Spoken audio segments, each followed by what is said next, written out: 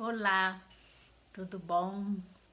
Bom, para quem não me conhece, eu sou a Ângela Liberati, professora de História do Unitoledo, e a gente combinou de estar aqui para discutir um pouco essa questão da liberdade de ir e vir, é, que é um assunto que tem sido debatido muito nas mídias sociais, às vezes de forma coerente, às vezes de forma raivosa, e a gente vai tentar entender um pouco, ou na verdade discutir ideias, né? Porque as ideias são muitas, vamos tentar então organizar aí o pensamento para poder pensar racionalmente sobre o assunto.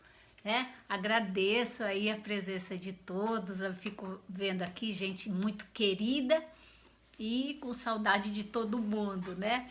Então vamos lá. O que me motivou a colocar esse tema, que é um tema um pouco estranho, né? Que é a liberdade de ir e vir, que está inserida em uma liberdade mais ampla do cidadão, mas essa liberdade de ir e vir me motivou pelo seguinte: eu vi nas redes sociais, andei lendo algumas coisas sobre um caso mais específico de uma senhora que foi ao supermercado e que foi impedida de entrar no supermercado porque ela não estava de máscara, né? E depois, obviamente, do decreto aí do governador do estado de São Paulo. Então, e ela parece, pelo que estava escrito e descrito pelas pessoas que assistiram, eu li, foi um senhor que assistiu a cena e que ela distratou e gritou, inclusive com seguranças, né?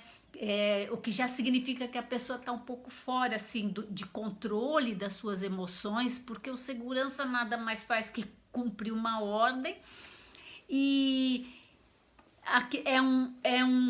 uma instituição privada, uma empresa privada, um supermercado, e então ela, num determinado momento da conversa, ela alegava que a Constituição brasileira lhe assegurava o direito de ir e vir, e que, portanto, era inconstitucional impedir que ela entrasse no supermercado sem máscara, que ela tinha o direito de entrar do jeito que ela queria e que um governador não pode passar por cima da Constituição.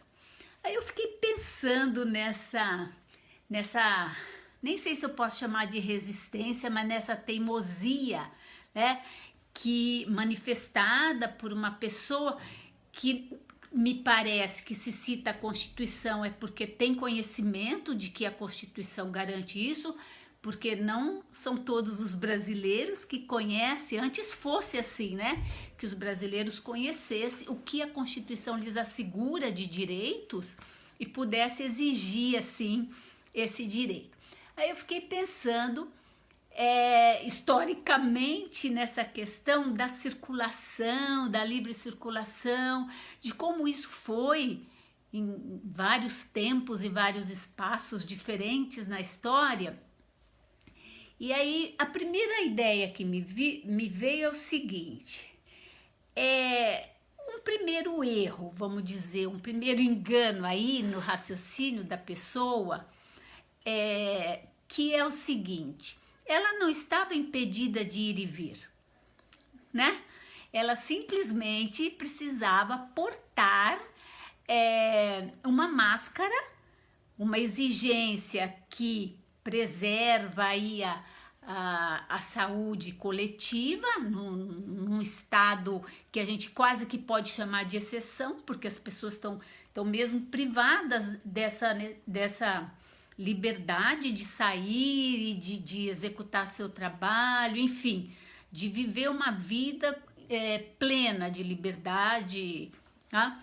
Essa foi a primeira observação. Ela simplesmente não foi tolhida, tanto que ela estava fora de casa, com seu carro, circulando, e aí simplesmente ela tinha que seguir uma determinação e podia continuar livremente o seu direito de ir e vir conforme o artigo 5º da Constituição, de fato, inciso 15, prescreve, né? Tá? E uma outra coisa que me chamou a atenção é que esse direito de ir e vir, ou todos os direitos assegurados pela Constituição, seja no artigo 5º ou em outros, por exemplo, a questão da saúde, da educação, que estão contemplados na Constituição de uma forma mais minuciosa, inclusive, né? Além do artigo 5º, nenhum direito é absoluto, né? Todos os direitos vão ser limitados ou por lei ou por outras condições. Por exemplo, eu fiquei pensando o seguinte, se a gente está andando numa calçada mal iluminada, uma calçada cheia de buracos, há um empecilho, não é? Que te atrapalha, não te tira o direito de ir e vir, mas que te impede de ir e vir com segurança. Né? Eu pensei também, por exemplo, quando as pessoas são dominadas por medo, quando saem de alguma festa ou de algum trabalho à noite ou de madrugada e elas têm medo. Isso não é um impedimento, é um obstáculo, né? Mas não impede você de ir e vir. Ou então, mesmo se a gente quiser pensar em termos de legislação, de legalidade, os pedágios, né? Os pedágios te param, te obrigam a uma prática, não é isso? Né? Você presta satisfação para aquela empresa, tanto que você vai devagar, você freia, você paga e continua. Quer dizer, você não pode alegar que você está sendo impedido de ir e vir. Você está encontrando algumas condições para ir e vir, mas isso não é um impedimento, certo? Não sei se essa seria a palavra, mas a questão da máscara em nada impediu essa pessoa de circular livremente, né? Então, a partir disso, eu fiquei pensando em como a gente poderia abordar essa questão, não só da liberdade de ir e vir, mas também da questão dos vários conceitos que a gente determina sobre a liberdade, né? O que seria liberdade? A gente vai encontrar, então só para terminar essa questão, eu fiquei com muita vontade de escrever lá isso, sabe? Olha aqui, qual é o impedimento, né? Não há ninguém lhe segurando, não há ninguém lhe prendendo dentro do carro, não há nenhuma forma de impedimento, seja ele, nenhuma forma de coerção, nenhuma forma que obrigue a pessoa, simplesmente ela podia escolher entrar no estabelecimento privado com uma máscara ou então não entrar, mas ao mesmo tempo ela estava garantida pelo seu direito de ir e vir. Quer dizer que apelar para a Constituição, nesse sentido, significa atrapalhar um pouco a ideia de que a Constituição é uma defesa da gente, certo?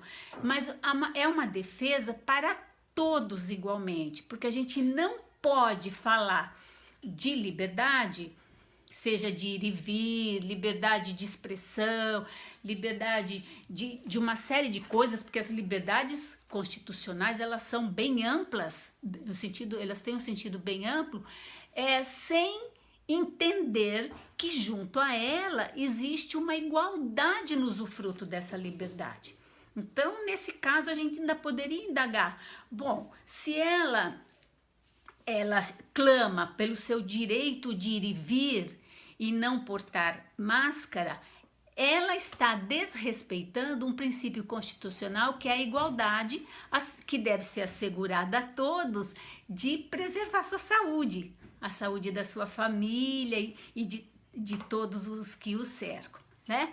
Então, nesse sentido, é que é interessante, eu pensei, interessante a gente discutir isso à luz de algumas teorias, a gente racionalizar um pouco essa discussão, usar algumas ideias de autores interessantíssimos sobre isso, porque assim a gente não reproduz ideias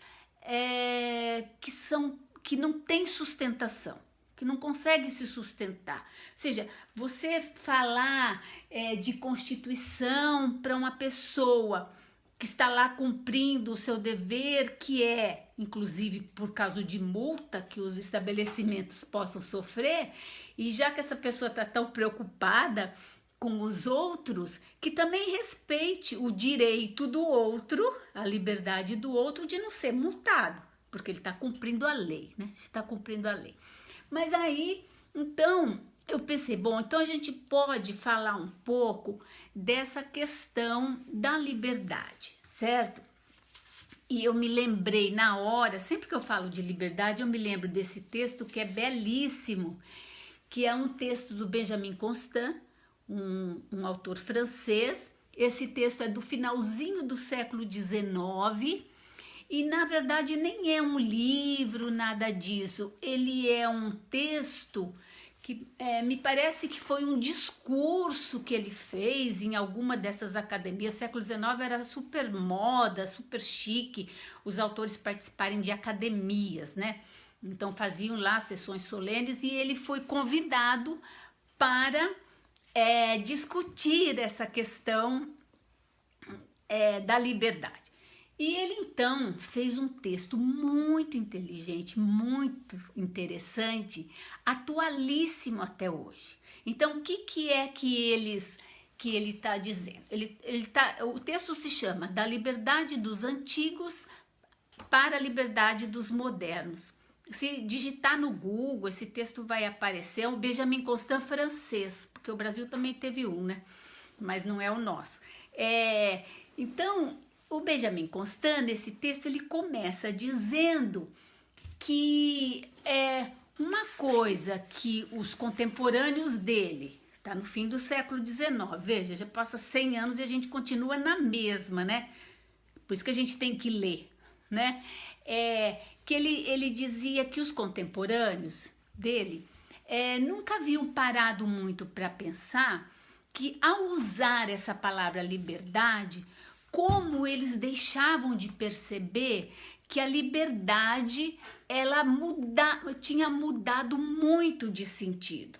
Então, que era muito comum os autores, os filósofos, as pessoas se referirem à liberdade e se referirem ao mesmo tempo aos gregos, sendo os gregos aqueles que haviam promovido a liberdade e a igualdade, né, principalmente os atenienses, no que se refere à questão da democracia. Então ele começa por descrever o que era a liberdade antiga. E aí ele vai dizer que a liberdade do grego, mais especificamente do ateniense, né, que for em Atenas que se desenvolveu a democracia no século de Péricles, né, o século V a.C., Clístenes, né, grande legislador, ele vai comentar o seguinte, que os antigos entendiam a liberdade como uma forma de participar igualmente do poder político, das decisões sobre a sua cidade. Então, e que para exercitar essa liberdade, eles às vezes sacrificavam a sua independência individual. Por quê? Porque ao participar das decisões políticas da cidade, ao governarem a cidade, manifestarem sua opinião, discutirem, no final disso, eles tinham que chegar a um consenso. E nem sempre esse consenso contemplava exatamente aquilo que ele individualmente pensava. Muitas vezes podia até coincidir de ser aquilo que ele pensava, mas na maior parte das vezes todos abriam mão de alguma coisa para criar um consenso, e esse consenso depois era escrito sob a forma de lei. Tá? Então, o objetivo dos antigos, quando tratam da liberdade, é o compartilhamento de valores coletivos, de valores comuns. Né? Aí a gente pode, lógico que eles têm interesses individuais, isso pode ser praticado, mas o prestígio, a ideia, os gregos chamam isso de areté. Areté seria a virtude do cidadão. Você ser um bom cidadão significa aquele que se dedica muito às questões coletivas, questões que vão organizar a coletividade, porque se entende que uma coletividade onde existe a ideia de injustiça, onde não existe uma igualdade para todos os cidadãos, ela não pode ser boa para ninguém, né? Então os gregos chamavam isso de vida boa, tá? A vida boa é uma vida justa, racional e feliz, porém na comunidade, né? Não é no sentido individual. É lógico que há uma ideia de individualidade. O grego vai se constituir a si mesmo como um cidadão. Ele vai criar os filósofos, né? O próprio Aristóteles cria uma ideia de ética Nicômaco, né? Mas enfim, a ideia de liberdade clássica dos antigos é quando os cidadãos se unem em defesa ou para construir o que eles chamam de pátria, certo? Então isso é o que eles chamavam de liberdade, que não é o sentido, né? Não é o sentido que a gente tem hoje. Então, quando a gente fica pensando, ainda dentro do texto do Benjamin Constant, ele fala que isso era importante, porque ele está defendendo o mundo contemporâneo em que ele vive, ele não está fazendo uma crítica, mas ele está dizendo, não diga que você defender os seus interesses individuais é a liberdade dos gregos, porque não é. Certo? O grego, ele se realiza com outros assuntos. Então, no atual, no texto, Benjamin Constant diz que o homem contemporâneo dele, que é o do fim do século XIX, que é o nosso homem também, ele preza muito mais os seus interesses individuais, aquilo que ele deseja, tá? Inclusive o direito de ir e vir, né? Que vai entrar aí nessa concepção de liberdade moderna, tá? Ele fala que o homem contemporâneo, ele é muito apegado à sua independência individual. E talvez quando a gente percebe uma cena como essa que eu li nas redes sociais, a gente pode perceber que seria um apego exagerado, exacerbado à sua independência individual. Porque afinal, você não vive sozinho no mundo, porque você exacerbar essa sua independência individual te impediria de viver no coletivo. Tem que haver um equilíbrio, porque senão é impossível. E mesmo porque o ser humano, ele se constitui em relação ao outro. Ele consegue refletir sobre si mesmo, né, no seu aperfeiçoamento em relação ao outro. Então, não é possível você exacerbar. É possível a gente entender hoje, como diz o Benjamin Constant, tá? Que a liberdade, ela é entendida como a liberdade do indivíduo, de escolher sua profissão, de ler seus próprios livros, de escolher as suas companhias, de escolher o que quer estudar, não quer estudar, certo?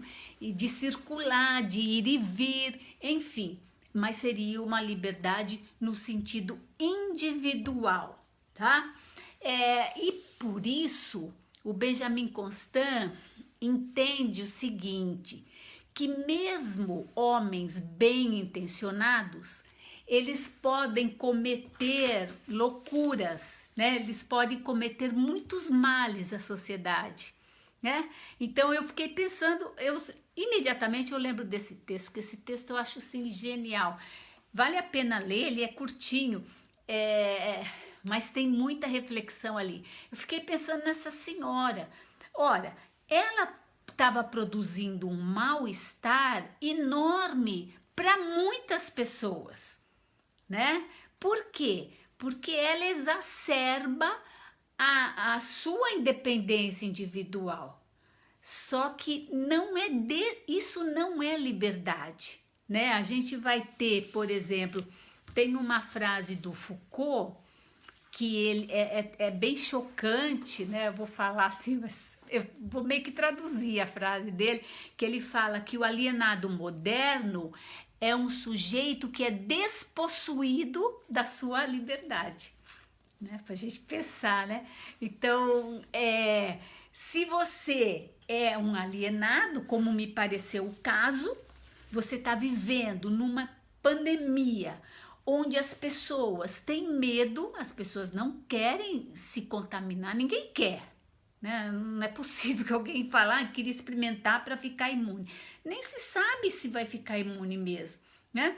Então as pessoas estão sob pressão, sobre o medo, né? Sob o medo dessa doença que poucos conhecem, principalmente a maioria, que a gente não é formado em nada das questões de medicina, tá? E os próprios médicos dizem que ainda é uma incógnita, ainda está estudando e tudo mais.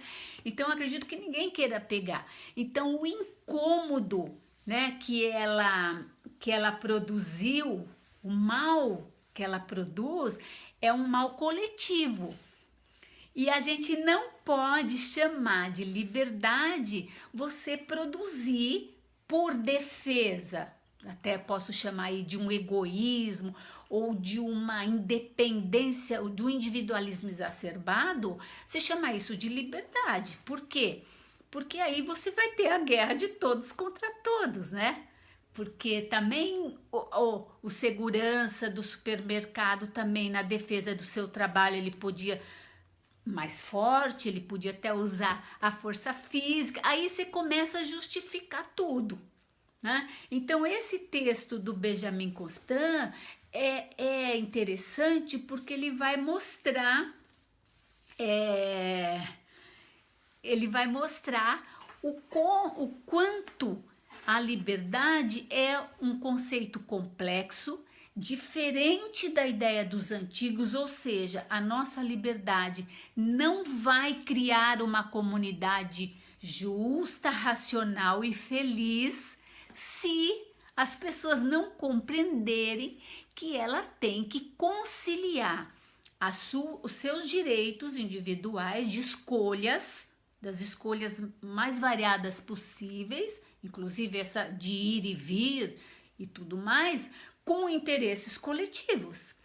Então, um pouco de racionalidade, principalmente nas mídias sociais, a gente está precisando bastante de aplicar ou de usar algumas ideias e uma racionalidade que poderia aí corrigir algumas coisas, alguns exageros, né? Coisas exacerbadas, né? Que fazem mal, coletivamente fazem mal. A sociedade brasileira se sente mal desse tipo de manifestação que seria de um individualismo exacerbado e até injusto, né? Ofender a Constituição dizendo que está garantido. Olha, a Constituição não diz que você pode fazer o que você quer, né? Isso a gente chama de outra coisa, isso a gente chama de mimimi. Né? A Constituição não diz isso, ela diz há uma liberdade que o Estado e o governante devem garantir, né? Enquanto governa esse Estado, porém essa liberdade também se estende a todos os demais, que é o princípio da igualdade que a gente não pode esquecer, tá? Então, aí pegando o gancho da mulher, Nem sei, quem sabe, né? Podia assistir, se manifestar. Obviamente que isso aqui, ó, são ideias que foram me aparecendo, e a gente, eu fui lembrando de alguns textos e tudo mais. Bom, então, usando essa ideia da liberdade moderna do Benjamin Constant, eu comecei a pensar em quantos conceitos a gente tem ou a gente se lembra sobre liberdade, né? Por exemplo, a liberdade cristã, independente de ser católica, de ser a liberdade protestante, né? Ou as reformistas, tudo lá, a liberdade cristã é definida como livre-arbítrio. Ou seja, aquele crente, aquele fiel, ele escolhe, livre-arbítrio, escolher se ele vai ou não seguir alguns ensinamentos, alguns textos sagrados, os dogmas da religiosidade, certo? Nós temos, por exemplo, a liberdade dos budistas, né? Que a gente assiste, que a gente acha tão lindo. Por quê? Porque é a proposta de desprendimento.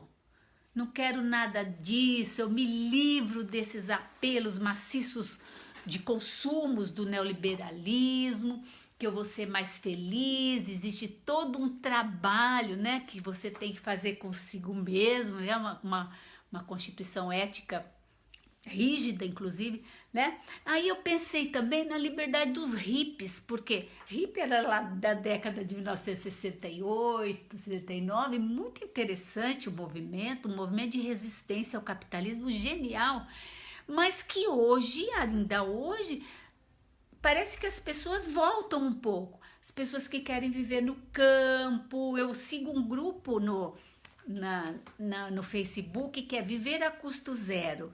Muito legal as pessoas lá falando como fazem para aproveitar tudo e como se ajudam mutuamente pelo Facebook, pelo grupo ali, tá? É também uma coisa interessante de se pensar, mas é uma liberdade de proibido proibir, não é?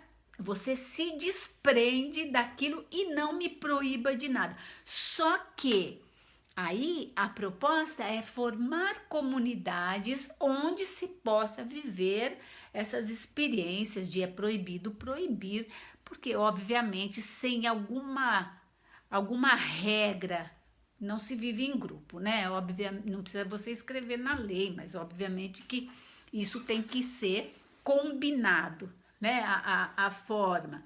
Aí você tem, por exemplo, a liberdade neoliberal, que é esse apelo gigantesco ao consumo, que você tem que consumir, que você vai ser medido na sociedade, vai ser visto na sociedade pelo aquilo que você consome, um apelo constante, e a pessoa entende que ao conseguir consumir ela é livre, né? Esse é um outro entendimento aí do conceito de liberdade.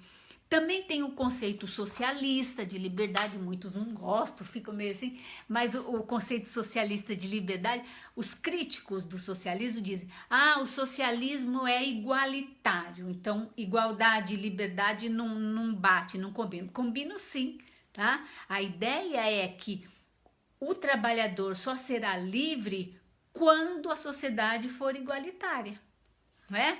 Aí você não vai ser mais explorado. Isso é um conceito de liberdade, sim, e dá pra gente refletir usando esse conceito, tá? E aí eu peguei um especificamente, que é o conceito liberal de liberdade, que é um conceito surgido lá, principalmente pela obra do John Locke, né, inglês, no fim do século XVII, e que ele vai criar o liberalismo político, né? Mais tarde, muito mais tarde, o Adam Smith aplica esses conceitos na economia, mas o liberalismo ele surge na política primeiramente, né? Então, se a gente pegar a partir desses conceitos todos, e depois eu vou particularizar nesse liberal, a gente pode ter assim duas ideias distintas sobre liberdade, tá? Uma liberdade que seria entendida como ausência de constrangimento, que no meu entender foi isso que aconteceu com a senhora no supermercado, né? Ela entendeu que ela seria proibida de ir e vir porque ela não tinha uma máscara, certo? Então essa ideia de liberdade, que seria a ausência de constrangimento, ou seja, não haver impedimento, ela ocorre na relação entre indivíduos. Toda vez que você tem relação entre indivíduos, tá? Se espera que essa liberdade, ou seja, que ninguém seja constrangido, né? Seja forçado a fazer aquilo que não quer, a falar aquilo que não quer. Mesmo no jurídico a gente tem, né? Ninguém é obrigado a produzir provas contra si mesmo, né? Assim, tá? Então, nem em casos extremos, quando a legislação está organizando a relação entre as pessoas, isso é possível. Então, essa liberdade ela vai atravessar aí como um direito do ser humano, mas na relação com outros, né? Então, essas práticas desse tipo de liberdade, né, que é a ausência de constrangimento ou de impedimentos, inclusive da liberdade de ir e vir, vão criar, dentro do Estado, né, o governante vai criar, então, técnicas para dirigir as condutas, né? Ele não vai constranger, mas ele precisa conduzir as condutas.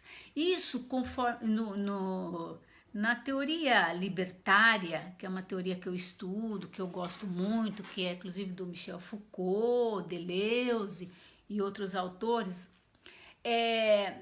eles vão dizer que quando a pessoa, eu vou pegar o exemplo, peguei essa mulher para Cristo, que quando a pessoa, ela não consegue compreender que o exercício da sua liberdade, ela deve ser feito num espaço público em relação aos demais, ela cai numa coisa que a gente chama de poder pastoral, que são estratégias do governante que tem dentro do Estado para conduzir condutas e para que a pessoa entenda ou que ela acredite que ela precisa alguém conduzindo a sua conduta, né? No caso ali, ela precisou de um segurança dizer a ela não, ou seja, a conduta dela vai ser conduzida por alguém de fora e não por ela mesma,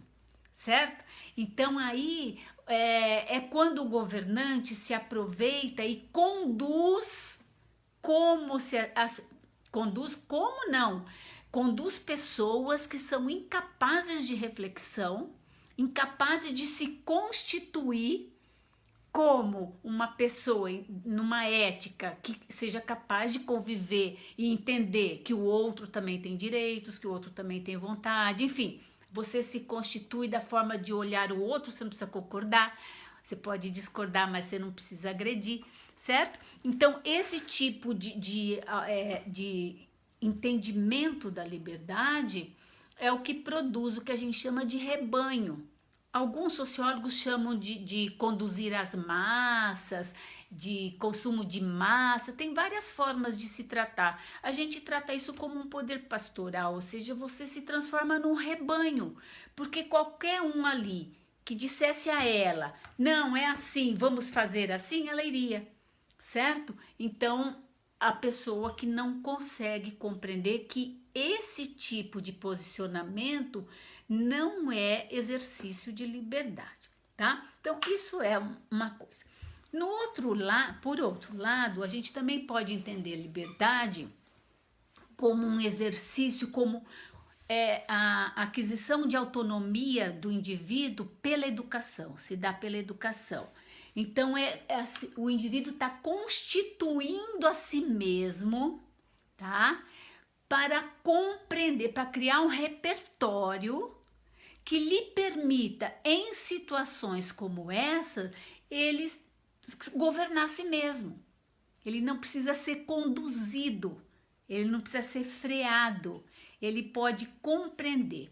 Os gregos antigos tinham, é que eu vou lembrando outras coisas, eu adoro esses gregos, né? Os sofistas pré-socráticos, eles tinham uma ideia muito interessante de educação, mas os gregos antigos, eles tinham umas práticas, desde crianças, que eles chamavam de exame de consciência, que é ensinar as pessoas, desde pequenas, a todo dia, determinada hora, fazer uma reflexão do que aconteceu no dia. O que ela viu de interessante, o que ela viu que ela não compreendeu, o que ela fez que deu certo ou que deu errado, quais seriam as formas de corrigir, né?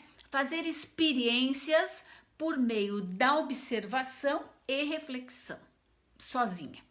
E uma outra prática que se chamava direção de consciência, que era essas trocas, ou seja, entre amigos, o amigo conta um problema, você tem um repertório para fazer trocas. Essa pessoa, quando adulta, ela vai ter capacidade, porque ela tem um repertório. Então, ela teria capacidade, eu imagino que essa senhora teria capacidade de conversar, de compreender a situação do outro e dos outros, que me parece que foi um escândalo muito grande com segurança, com guarda, né?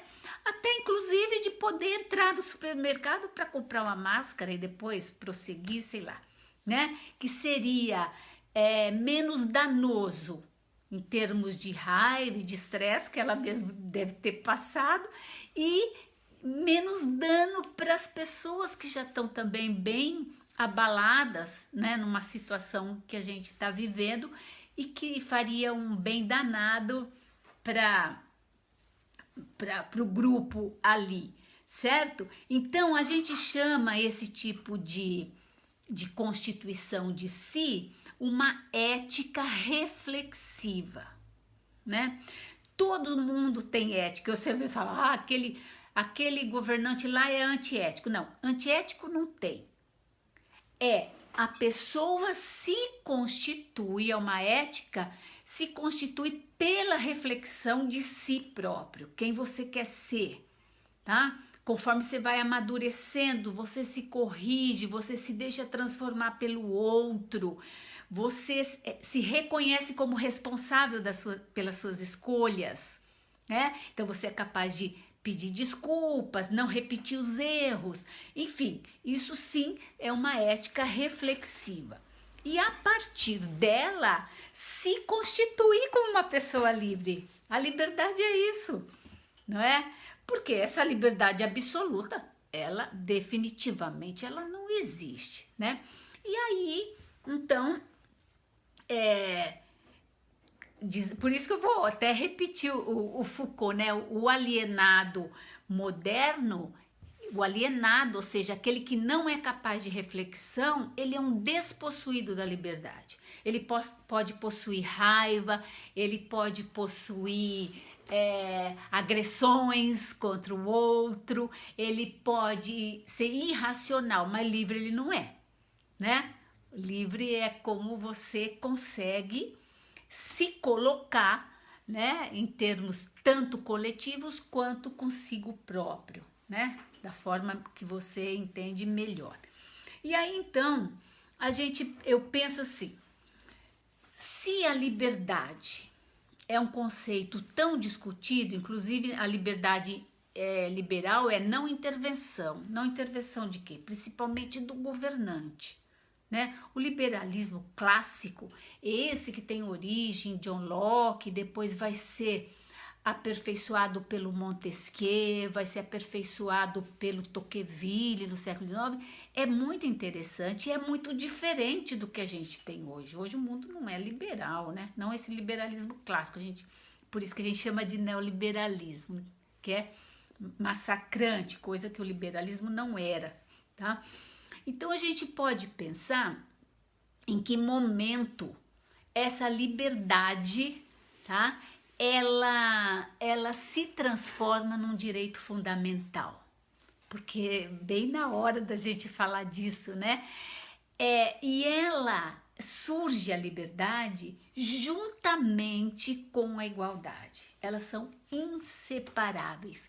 E esses dois, sim, são princípios gregos quando eles vêm juntos, né? Isonomia e zegoria, ou seja, todos igualmente perante a lei, né?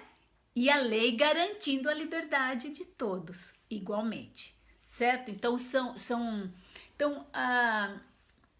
esses dois valores como direitos fundamentais, eles surgem no século XVIII, né? Aí uma discussão que a Magna Carta dos barões ingleses, eles limitam o poder do rei, mas não podem ser considerados documentos de direitos fundamentais, porque não era o que se propunha no documento, não era para todos os homens. E nós estamos falando de um valor atribuído a todos igualmente. Então é a Declaração Universal dos Direitos do Homem e do Cidadão, francesa, né, 1789, que diz: todo homem nasce livre e igual e vai permanecer livre e igual perante a lei, certo? Então é esse documento francês que eleva a liberdade e a igualdade para todos igualmente, né? Não para os nobres, ou não só para os norte-americanos, não só para os ingleses, para todos os homens igualmente. Então isso foi proclamado e vem como um valor muito, muito importante a partir da Constituição norte-americana, certo? Que é considerada a primeira Constituição do mundo, e vai influenciar, e o grande autor desse momento histórico importantíssimo é o Rousseau, Jean-Jacques Rousseau. Embora suas propostas não tenham se concretizado e algumas ideias dele a gente fica meio na dúvida como seria possível acontecer, mas o Rousseau é um defensor enorme, talvez o maior defensor da liberdade do século XVIII, porque o Rousseau ele diz o seguinte, que a desigualdade não se deve ao Estado, certo? Não é isso que a mulher estava falando lá, estou tratando desigual, a Constituição, não tem nada disso, que a desigualdade surge na própria sociedade. E que seria o papel do Estado corrigir isso. É bem bonita essa ideia, é para isso que o Estado serviria. Aí uma função maravilhosa para o Estado, estava bem precisando. Enfim, o Rousseau vem com essa ideia de que não é que ele não viu a revolução, mas as ideias deles foram que justificaram e que fomentaram a Revolução Francesa. E aí esses direitos, quando lá no século XX se constituiu a ONU, elas foram tomadas dessa declaração. O artigo 1º da Declaração da ONU é muito parecido com o artigo 1º da Declaração Francesa. É uma homenagem maravilhosa que se fez aos franceses, que defendiam a ideia de liberdade, mas para todos, com igualdade, certo? E aí, a partir do século XVIII, e aqui não sei também para não ficar muito comprido, né? Quem que aguenta, a partir do século XVIII, eu vou usar agora uma proposta, uma teoria, que é uma teoria libertária, que é o que eu gosto muito e que explica tão bem coisas que às vezes a gente não consegue enxergar na realidade, porque a gente não fala o mundo tá doido, às vezes a gente fala nosso mundo tá doido, as pessoas estão doidas, e a gente consegue fazer essa leitura por meio dessa teoria, que seria o seguinte: a liberdade de ir e vir, vamos chegar nela, a liberdade de ir e vir, ela sempre foi uma problemática das cidades, né? Então, quando você pega uma civilização que é mais urbana, ela tem esse problema. Então, se é numa época ou numa região de muita disputa por terras férteis ou por bons portos marítimos, vai ser um problema, porque normalmente as cidades, se elas são militaristas, elas têm que ser muradas, e para circular gente, você tem que abrir os portões das muralhas, não tem como. Então a gente até visita as muralhas lá, né? Principalmente as medievais, mas na antiguidade também a gente vai ter isso, tá? Então na Idade Média existia isso, tá? Uma autorização para que entrassem e saíssem livremente pessoas, mas livremente desde que os portões, né, o portão norte, o portão sul, sei lá que portão, fossem abertos, ou também regras de que se abriam os portões só durante o dia, determinada hora se fechavam os portões, ninguém mais entrava nem saía das cidades. Então sempre foi um problema do urbano a questão da liberdade de ir e vir, tá? Mas o que eu acho interessante é o seguinte, que até o século XVIII, então a gente pega aí a Idade Média, fim da Idade Média, século XVI, XVII, assim, a gente vai ter dessa Idade Média para cá 3 fases distintas para se lidar com a liberdade de ir e vir. Eu acho interessante esse aspecto. Então, se a gente vai dizer que o governo das cidades, tá, ele vai desenvolver tecnologias para lidar com isso, né? Técnicas de governo, como fazer para lidar com a questão da circulação nas cidades, tá? Então, o primeiro mecanismo que a gente trabalha até o século XVIII, a gente chama de mecanismos jurídicos ou legais, tá? Então, esses mecanismos de controle da circulação era feito por leis, por determinações e, lógico, tendo o seu oposto que seriam as punições. Então, a lei, esses mecanismos jurídicos, eles eram exercidos não sobre pessoas, mas sobre território. É o que a gente chama de soberania estatal, tá? Então, ele era exercido sobre território. Então, é uma especificidade jurídica que isolava o território, tá? E controlava a circulação. Então, daí a necessidade de você ter autorização, papel, para que as pessoas pudessem circular neste território, ou seja, no território das cidades. Não? A formação do Estado, como essa coisa de nação que a gente tem ampla, tal, ela teve que lidar com esse isolamento, essas especificidades da cidade, porque cada um fazia o controle do seu território. Então, se faz sobre território esses mecanismos legais, tá? Vou dar um exemplo, por exemplo, eu peguei aqui um exemplo, eu meio que bolei, da peste.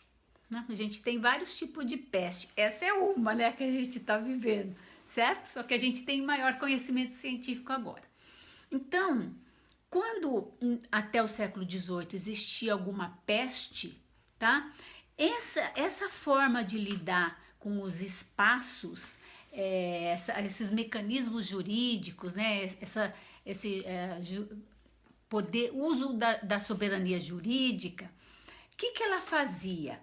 Por lei, ela instituía quem é são e quem não é, quem está doente e quem está são.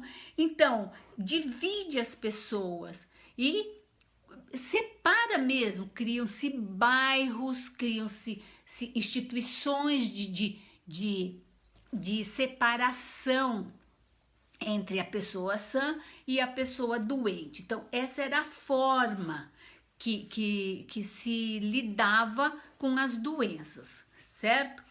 Quando a gente chega no século XVIII, XIX, o que a gente vai ter? Surge, não é que esses jurídicos desaparecem, não, mas surgem novas tecnologias que a gente chama de mecanismos disciplinares, né? Porque as cidades crescem, começa a industrialização, muita gente deixa o campo, vem para as cidades, e as cidades tem bairro de todo tipo, amontoado de gente, não tem muita ordem na construção, em termos de higiene, de tudo mais, tá? Então, os mecanismos disciplinares, eles começam a usar uma tecnologia que a gente chama poder de polícia. Mas não é polícia, assim, fardado, é policiar. O governo vai policiar as pessoas, localizar as pessoas, policiar as pessoas. Então, surgem técnicas de médicos, psicólogos, para vigilância. Você disciplina pela vigilância. Então, e essa vigilância não se dá mais sobre o território, mas se dá sobre os corpos, ou seja, sobre os indivíduos. Se controla os indivíduos pela vigilância, tá? Então, aí as cidades, na hora de autorizar o ir e vir, essa liberdade de ir e vir, ela faz uma separação, tá? Quem são os elementos perigosos, quais são os bairros perigosos, né? Ela se esforça para demarcar os sujeitos perigosos e fazer a vigilância em cima dos bairros mais perigosos. Isso é o que a gente chama de mecanismos disciplinares. E então a peste, como que se trataria a peste aqui? É muito interessante porque tem até filmes sobre isso. Com os mecanismos disciplinares, a gente teria assim, quem for detectado ou como doente, ele vai ficar trancado na sua casa, ele vai se dizer a ele que se ele pode sair ou não pode, que roupa que ele teria que usar, como que tem que ser a alimentação dele.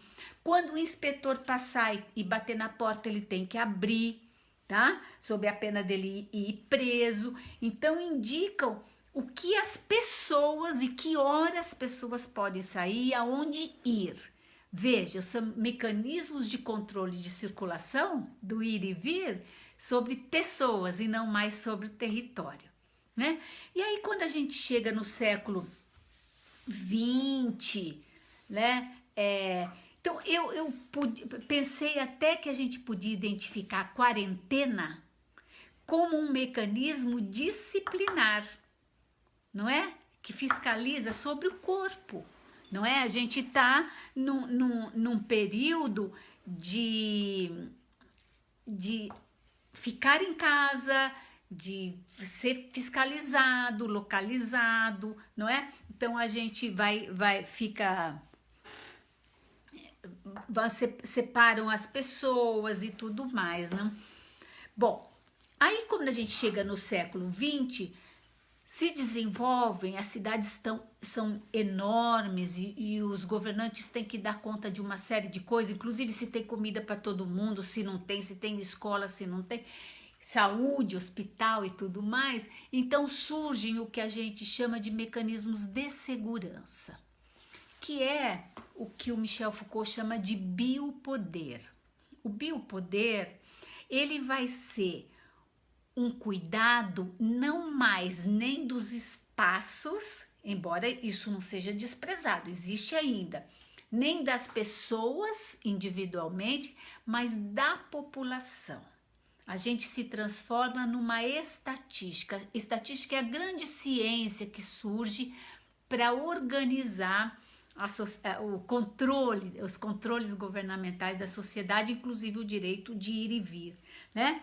Então ele cuida da população e ele desenvolve mecanismos para cuidar dessa população. Então, quantos doentes, quantos nascem, quantos homens, quantas mulheres, quantos trabalham, quanto que ganha, como que é. É só entrar no IBGE e que a gente vai compreender o que é a biopolítica. Você governa uma estatística, dados estatísticos sobre a população. Então, o que seria, por exemplo, numa peste, vamos chamar aí o coronavírus de uma peste, qual seria, então, os controles que se faz? São as campanhas médicas, né? Que vão dizer qual é o grupo de risco, com que idade, quais as distâncias que tem que ficar um do outro, quantos morrem, até quantos vão morrer. As estatísticas indicam isso, né? E isso gera dentro do governo, pelo menos imagino que do nosso governo federal, uma ideia utilitarista. Olha, vai ter que morrer tantas pessoas, mas e a economia, como fica, né?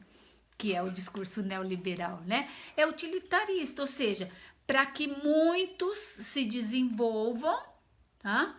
X% da população vai morrer. Desses X%, tantos são velhos, tantos são de 50 a 60 anos, quantos são aqueles que já apresentam alguma enfermidade. Então, há um controle e um suposto conhecimento do que é a questão da população.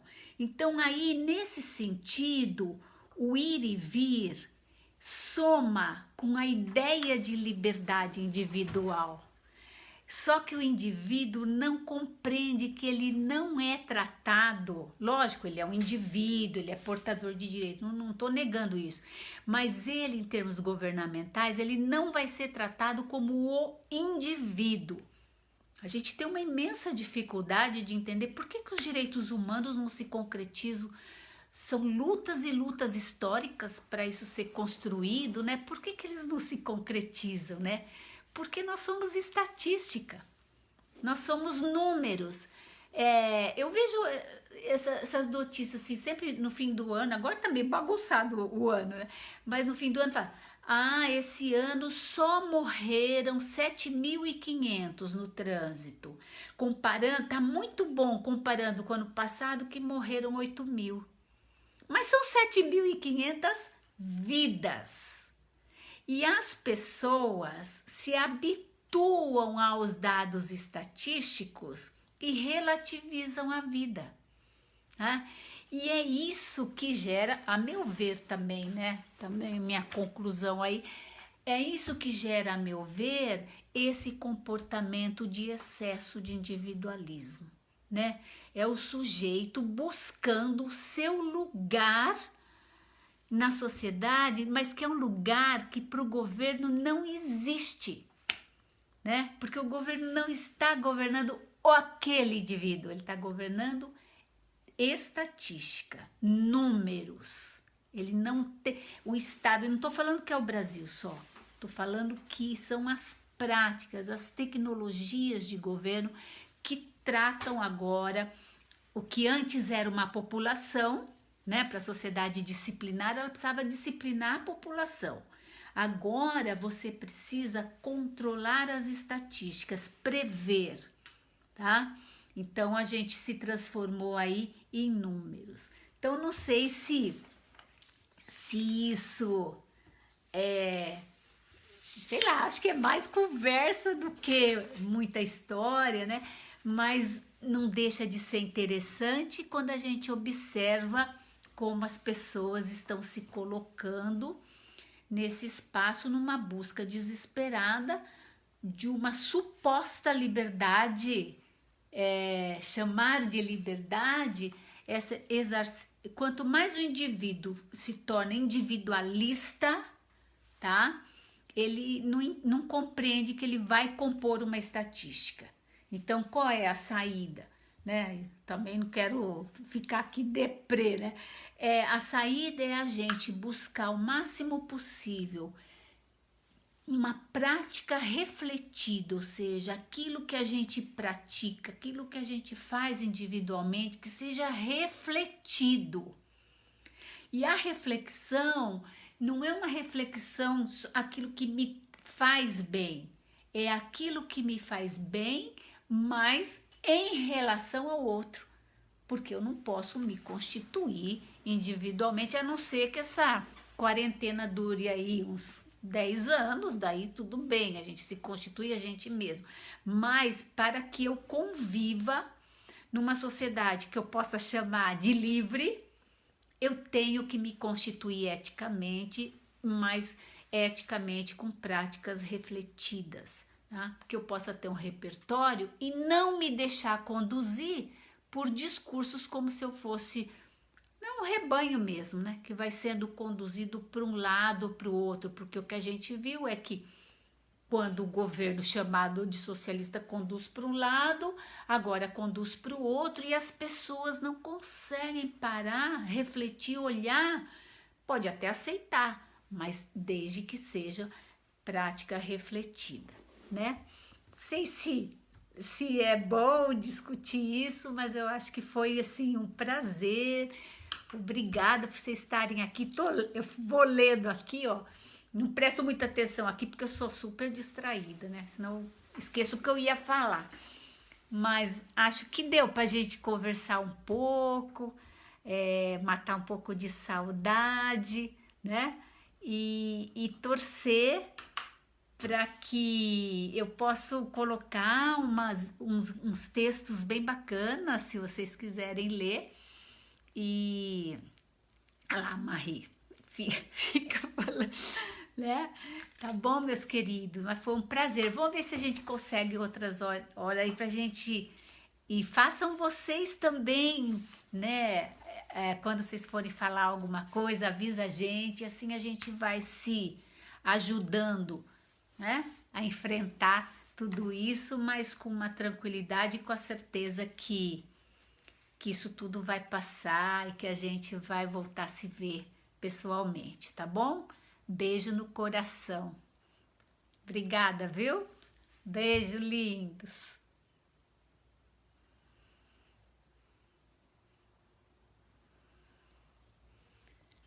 Beijo, Amanda.